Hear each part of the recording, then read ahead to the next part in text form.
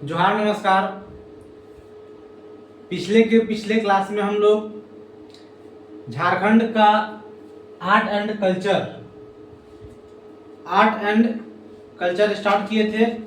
ठीक है, यानी झारखंड की कला एवं संस्कृति स्टार्ट किए थे, जिसमें पहला टॉपिक देखे थे जनजातियों का सामान्य परिचय। यानी हम लोग बोले थे कि पहले जनजाति के बारे में पढ़ेंगे, उसके बाद आर्ट एंड कल्चर का बहुत सारा टॉपिक है, अलग अलग देखेंगे। तो उसमें जनजाति के बारे में भाई बहुत सारा 33 प्रकार के यहाँ पे जनजाति पाए जाते हैं। तो उसमें से सभी के बारे में जो कॉमन पहले जनजातियों का सामान्य परिचय है झारखंड में जो पढ़ना है, उसके बारे में हम लोग देखे थे पिछले क्लास में।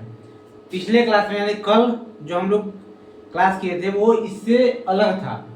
इस टॉपिक से जो हम आर्ट एंड कल्चर था जो चल रहा था उससे अलग कोई हमसे पूछा था, इसलिए हम कल वो करा दिए थे। ठीक है, आज हमारा फिर से वही जो जनजातियों का सामान्य परिचय जहां तक लास्ट किए थे उससे आगे ये हमारा स्टार्ट हो रहा है। ठीक है, इसमें देखिए झारखंड में जनजातियों यानी एसटी शेड्यूल ट्राइब्स की कुल संख्या 86,45,042 है। झारखंड में ये 2011 की जनगणना के अनुसार, क्योंकि चूंकि 2011 के बाद अभी जनगणना नहीं हुआ है, उसका कोई रिपोर्ट नहीं आया है, उसी रिपोर्ट पे हम लोग चलते हैं।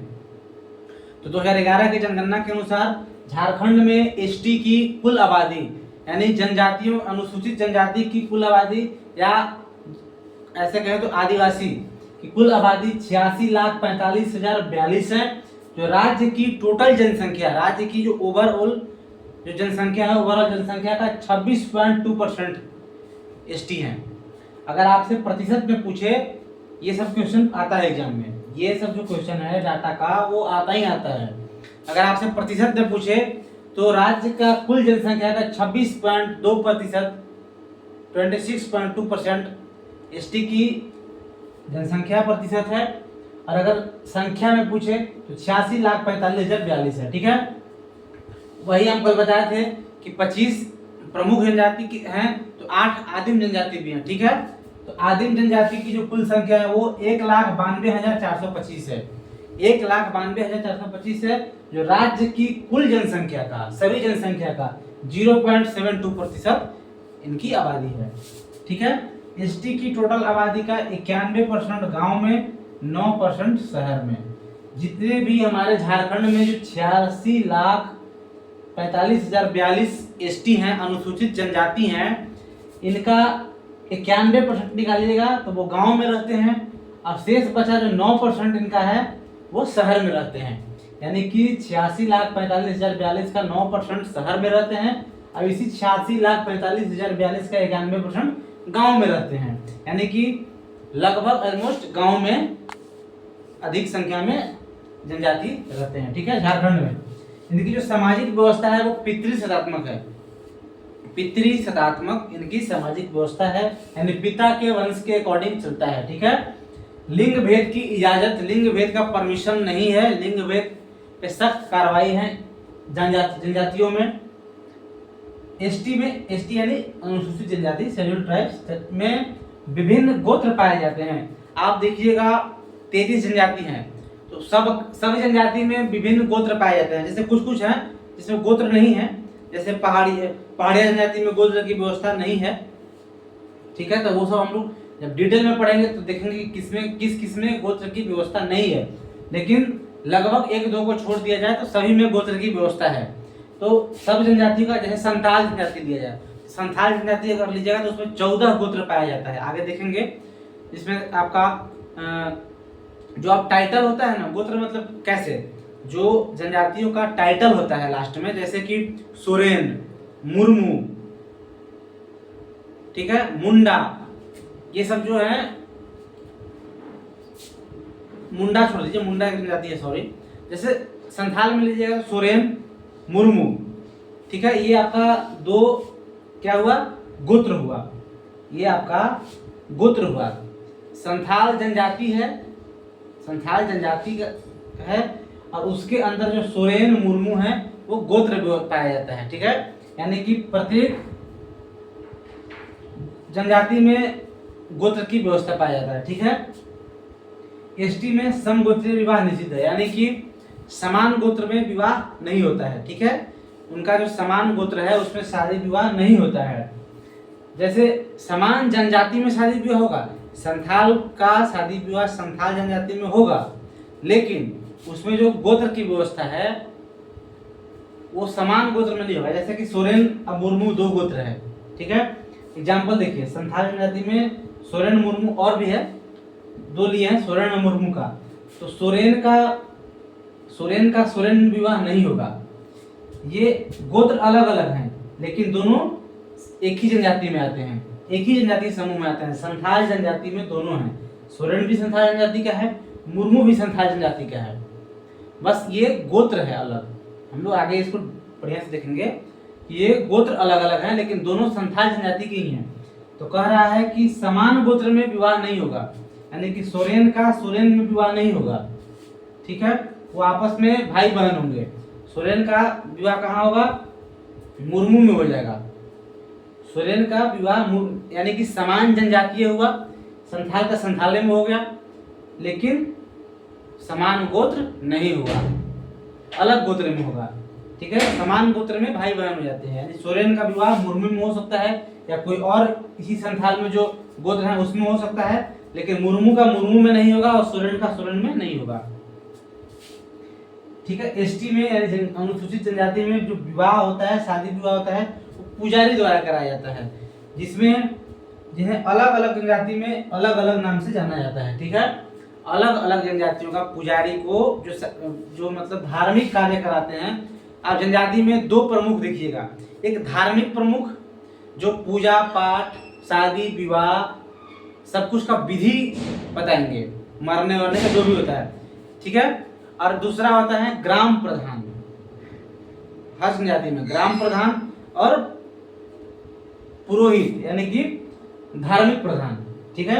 जैसे एग्जांपल लेते हैं संथाल का, तो संथाल का जो आपका ग्राम प्रधान होता है उसको माझी बोलते हैं, ठीक है। संथाल का जो ग्राम प्रधान होते हैं उनको हम लोग क्या बोलते हैं? माझी बोलते हैं। और उनका जो धार्मिक प्रधान होते हैं उसको नायके बोलते हैं। तो अगर संथाल जनजाति के लिए जाए तो उनमें शादी विवाह कौन करेंगे? नायके, ठीक है। उनको नायके बोला जाता है। जो ये पुजारी हुए उन्हीं को धार्मिक प्रधान कह रहे हैं। ये पुजारी को संथाल जनजाति में नायके कहा जाता है, मुंडा में कुछ और कहा जाता है, और सभी जनजाति में अलग अलग नाम से जाना जाता है। तो जिस जनजाति का चर्चा किया जाएगा या जिस जनजाति का बात की जाएगी उस जनजाति के जो पुजारी होते हैं वही शादी विवाह करेंगे, ठीक है। लेकिन कभी कहीं कहीं ऐसा भी होता है कि जो उन लोगों का जो शादी है वो कौन कराता है? ब्राह्मणों के द्वारा भी कराया जाता है। जैसे आप देखिए, कोई भी एक गांव लीजिए जहाँ एसटी रह रहे हैं, ठीक है, जनजाति हैं, और वहाँ पे ब्राह्मण लोग भी रह रहे हैं। वहाँ पे गैर जनजाति भी हैं, यानी कि जो जनजाति नहीं है वो भी वहाँ रह रहे हैं, उसमें भी अगर ब्राह्मण लोग वहाँ रह रहे हैं तो बहुत जो जनजाति है वहाँ वो ब्राह्मणों के कल्चर से प्रभावित होते हैं। इनका जो नियम रहन सहन है उससे उन लोग प्रभावित होते हैं।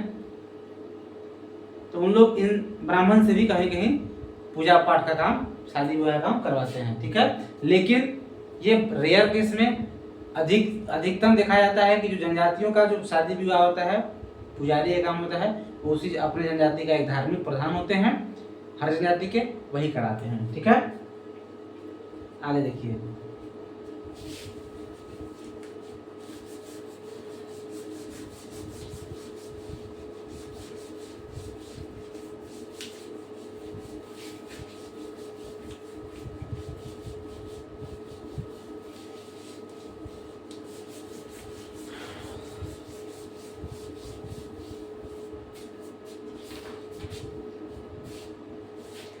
झारखंड में जनजातियों में पाए जाने वाले कुछ प्रमुख संस्थाएं हैं, जिसमें अखड़ा यानी कि पंचायत स्थल यहाँ पे होता है, या फिर नृत्य का मैदान होता है, ठीक है। जैसे अखड़ा आपको आगे मिलेगा, अखड़ा, ठीक है। इसमें क्या होता है? पंचायत स्थल होता है। पंचायत होता है गांव का, कुछ अगर पंचायत होता है सब लोग को जमा करके पंचायत स्थल, या फिर नृत्य होता है यहाँ पे, नृत्य का मैदान। यानी यहाँ पे क्या होता है, अखरा में एक गांव का पंचायत बैठते हैं, ठीक है। अखरा, अगर आप जैसे कि इसमें भी अलग अलग जनजातियों में अलग अलग नाम से संबोधित किया जाता है अखरा। ये हम यहाँ पे क्या बता रहे हैं, सभी जनजातियों के बारे में सामान्य परिचय बता रहे हैं, यानी कि जो शब्द है वो लगभग सभी जनजातियों में मिलेगा। लेकिन जब सभी जनजाति का अलग अलग पढ़ेंगे तो इसी शब्द को किसी जनजाति में कुछ और नाम से बोला जाता है, दूसरे जनजाति में कुछ और नाम से बोला जाता है। लेकिन ये अखरा के बारे में तो आप पहले जानिएगा ना कि अखरा आखिर किस चीज से संबंधित है। ये पंचायत स्थल है या नृत्य का मैदान है जनजातियों के लिए, ठीक है। उसके बाद सरना, एक आपको मिलेगा सरना। सरना क्या है, ये है आपका पूजा स्थल, यानी कि जनजातियों में जो पूजा करने का स्थल होता है उसको सरना बोलते हैं। जैसे आप गैर जनजाति, जैसे आप मंदिर में जाते हैं, ठीक, ऐसा नहीं है कि उन लोग मंदिर में नहीं जाते, उन लोग भी जाते हैं, लेकिन जो उन लोग का पूजा करने का एक स्थल बनाया जाता है स्पेशल अपना, वो उसको सरना बोलते हैं हम लोग, ठीक है। अगर सरना कह रहे हैं यानी समझिए कि पूजा पाठ का स्थल के बारे में वो बात कर रहे हैं। एक युवागिरी, एक युवागिरी, ठीक है। इसको क्या, ये क्या है, युवागिरी क्या है, यह भी युवागिरी के बारे में पहले देखिए क्या है कि यह शिक्षण प्रशिक्षण हेतु संस्था है, शिक्षण हेतु संस्था है, ठीक है। यह एक संस्था बनाया जाता है जनजातीय समुदाय में, और उसमें एक एज, एक बहुत सारा एलिजिबिलिटी क्राइटेरिया रखा जाता है। तो उसमें जो उन लोग के जो बच्चा होते हैं, बालक बालिका होती हैं, उनको शिक्षण प्रशिक्षण या फिर नैतिक शिक्षा भी कैसे क्या क्या करना होता है, हर कुछ के बारे में उनको प्रशिक्षण दिया जाता है इस युवागिरी में, ठीक है। ये युवागिरी तो एक सभी जो मतलब सभी जनजातियों में शिक्षा प्रशिक्षा का जो केंद्र है उसको युवागिरी बोला जाता है। लेकिन जब आप संथाल में जाइएगा तो उसका युवागिरी को कुछ और बोला जाता है, उरांव में जाइएगा तो उसके युवागिरी को कुछ और बोला जाता है, ठीक है। अगर आप जैसे आप देखिए संथाल में युवागिरी को घोटुल बोला जाता है, और अगर आप उरांव में जाइएगा तो उरांव में युवागिरी को घुमकुरिया बोला जाता है, मुंडा हो में जाइएगा तो गीती ओड़ा बोला जाता है। यानी कि सभी जनजातियों का युवागिरी का नाम अलग अलग होता है, या फिर एक ही युवागिरी का नाम 2 या 3 जनजाति का हो सकता है।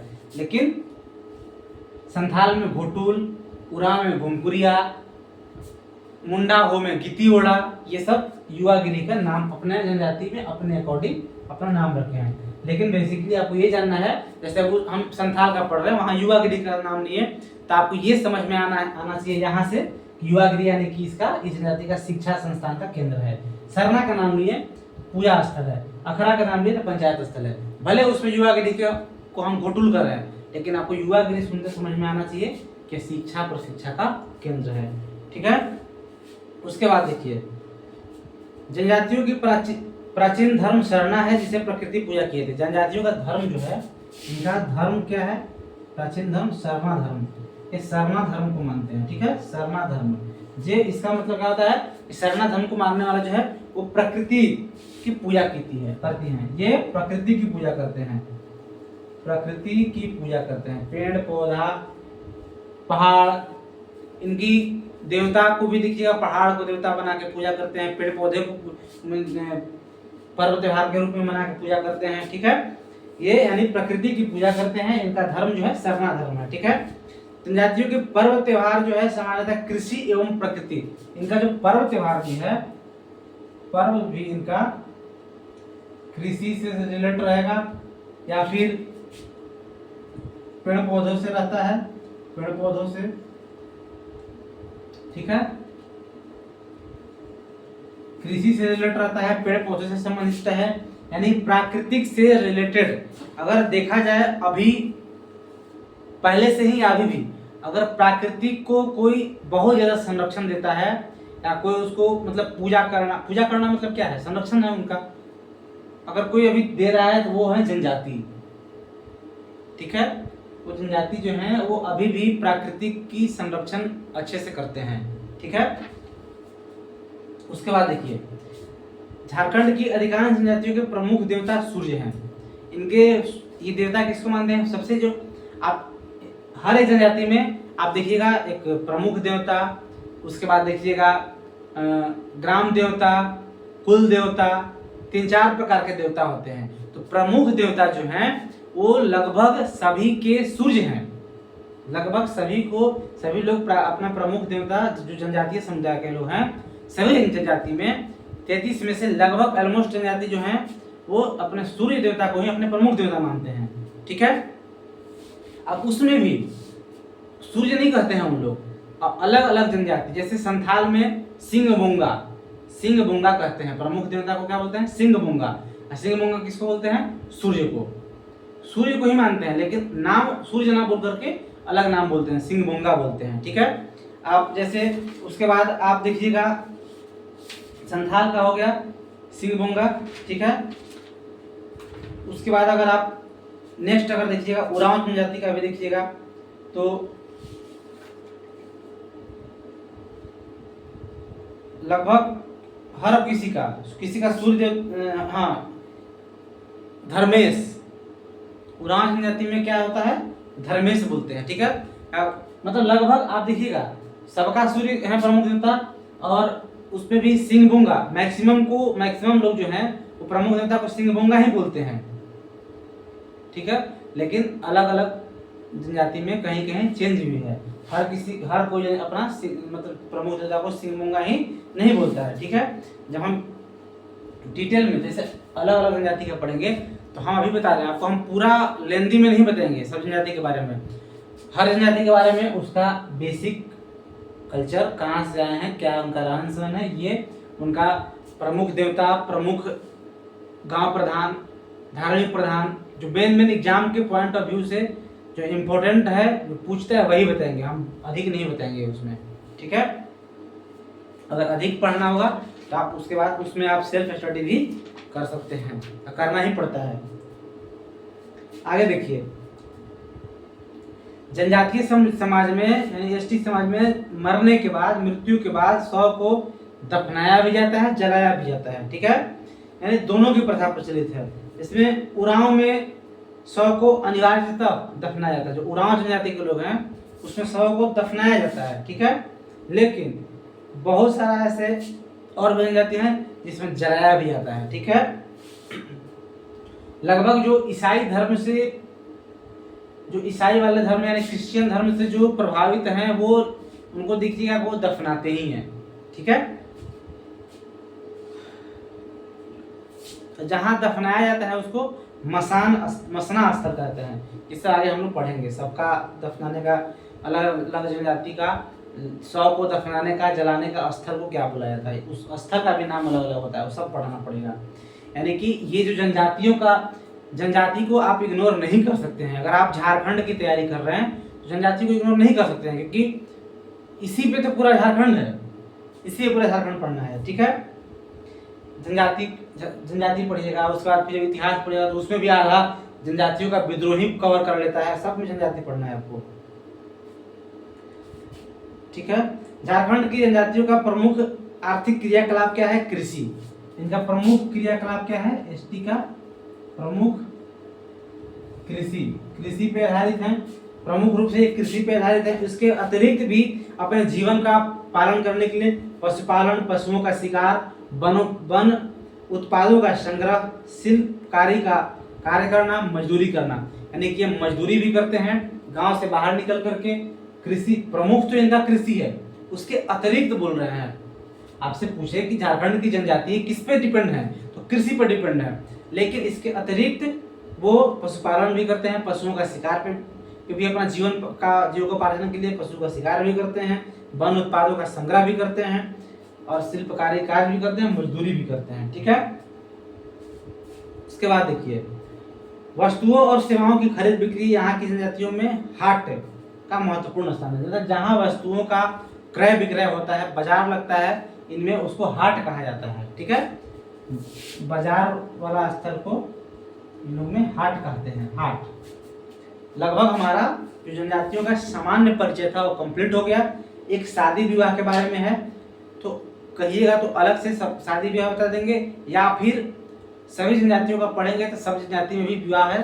सबका विवाह का तरीका अलग अलग है, उस पर हम जिस जनजाति का पढ़ेंगे वहीं उसका विवाह के बारे में भी बताएंगे। जैसे अगर आपको बता दें तो क्रय विवाह, सेवा विवाह, विनिमय विवाह, हठ विवाह, हरण विवाह, सहपलायन विवाह, विधवा विवाह। इसको लिखवाएंगे नहीं, कल जो जनजातियों का स्टार्ट करेंगे तो पहला संसार जनजाति, तो उससे पहले इसको हम आपको एक बार बोल के ही बता देंगे कि हठ विवाह में क्या होता है, विधवा विवाह में क्या होता है, हरण विवाह में क्या होता है, क्रय विवाह में क्या होता है। एक चीज और बता दें कि इसमें लड़का को दहेज नहीं मिलता है, इसमें लड़का को दहेज नहीं मिलता, लड़का को दहेज नहीं मिलता, बल्कि लड़की को दहेज दिया जाता है, लड़की को ही दहेज मिलता है, दहेज मिलता है। ठीक है, धन्यवाद, मिलते हैं नेक्स्ट क्लास में। आज के लिए इतना ही काफी है। अगर कोई प्रॉब्लम हो तो कमेंट कीजिएगा, अगले वीडियो में उसका समाधान करेंगे।